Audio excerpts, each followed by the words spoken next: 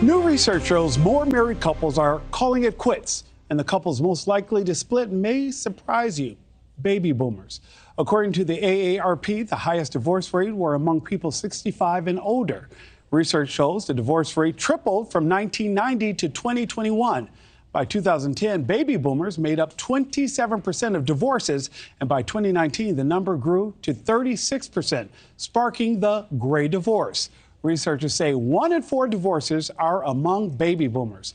Let's bring in Michelle Davis. She's the executive editor for AARP's digital special projects. Michelle, good morning. Why are more baby boomers deciding divorce is the best option for them at this stage in life?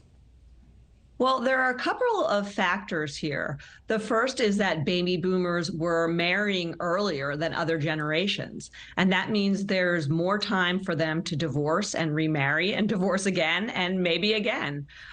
Earlier divorce is associated with earlier marriage is associated with a higher rate of divorce. And Michelle, I'm also thinking, too, that many of these baby boomers say, well, now's the time to do it. Our kids are out of the house. We're empty nesters, and we don't have to worry about breaking up that family unit in the same way that we would have had they still been in school. Yeah, there's definitely a lot of factors that happen at this age of life. There's retirement, there's empty nesting, financial changes, and a lot of chronic health changes as well. So those factor into that. And Michelle, unfortunately, the way I led into this, I made it sound like a negative. Divorce does not have to be a negative experience, right? Not necessarily. There's some research that finds that once people this age do divorce, after a period of time, they regain their equilibrium, particularly if they have, if they're financially in a good place, if they have support from family and friends, that they can recover very quickly. Michelle, what are some of the life challenges older couples may face that may not impact younger generations? Well, as we mentioned, there are a lot of life changes that happen at this point. Chronic illness is particularly an issue.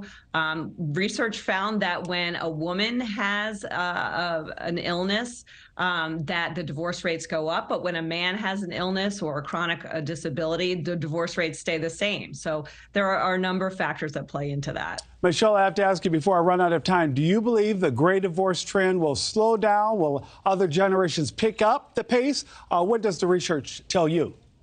The research says that this is unique to the boomer generation and that younger generations are not likely to see this big jump in divorce as they age.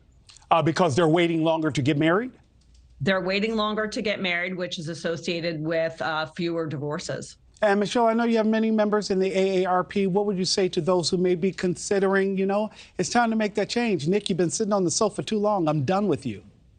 Well, I think culturally there's not as much of a stigma around divorce as there used to be.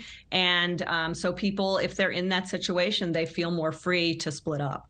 Michelle Davis, thank you so much.